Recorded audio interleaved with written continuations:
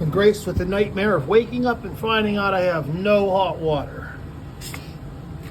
So, this is an electric tank, 240, 220. What you're gonna wanna do, run on over Home Depot, 35 bucks. It's called a quote unquote tune-up kit. Comes with 2 elements. It also comes with a temperature box here. It's got a breaker made into it. I already put one in. You pop them 2 prongs up there and this literally just slides up and out. Obviously, make sure you turn the breaker off before you touch this, because if you don't, you probably won't have to worry about changing this, let alone any other thing in life. So, get into the next step here. You see a tool, special socket. It's about a 26 millimeter. Get that on there like so. Get yourself a screwdriver through that hole, and boom, loosen it up.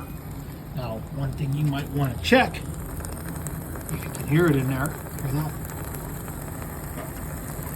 Make sure you turn your valves off.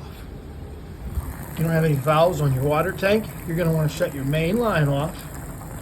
Come on down here, hook up a hose, open that up and run it to your drain. That right there is all the water purging out of it, because if you don't, and you take this off with that line on, you're going to get a cold ass shower.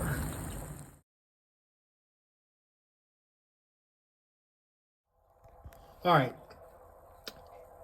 next phase there, you'll get a little wet. You take that out. If you're a ninja like I am, you make sure you put your new rubber boot on. Pull that bad boy out, shove that new one in. Let's talk about something here. Take a look at this new one. Everything's nice and straight and in line. Check out that bad boy I took out of there. You can tell this thing's probably been overworked, overheated. In theory, I believe that one of these failed and the other picked up for it. And that is why it burned out, and that is why it had such a high electricity bill. So we'll move on to the next one down here.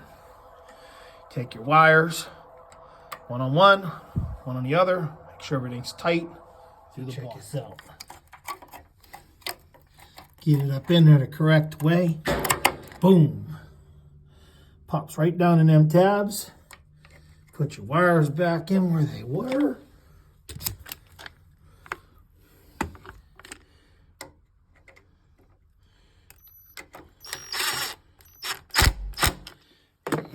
Done.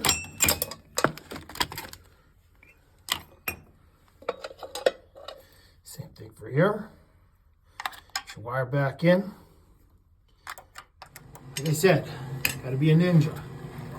Pull that bad boy out. Wow. There it is. Take no prisoners. When you complete this task, everything's nice and fresh now. With the hose connected, you're going to crack that open. You want to purge out all the nasty crap down in here. The water will come up brown for a minute. Once it clears up, shut her down, tighten that up, take the hose off, fire it up. Once you make sure it works, put your access panels back on, and you back to having hot water. Let's assess something here. As you can tell, obviously years of abuse. I'm sure this got wet. I'm sure it's overheated. I'm sure it's been overloaded due to the failure here. If you're a betting person, I'm going to have to say that this bottom one was controlling everything, and this top one failed a long time ago due to it being rusty. The heating element from this burns off and keeps it clean. So in theory, I would have to say that the bottom element has been heating this hot water tank for years, hence why the electric bill was so high, and hence why that probably failed doing all the work.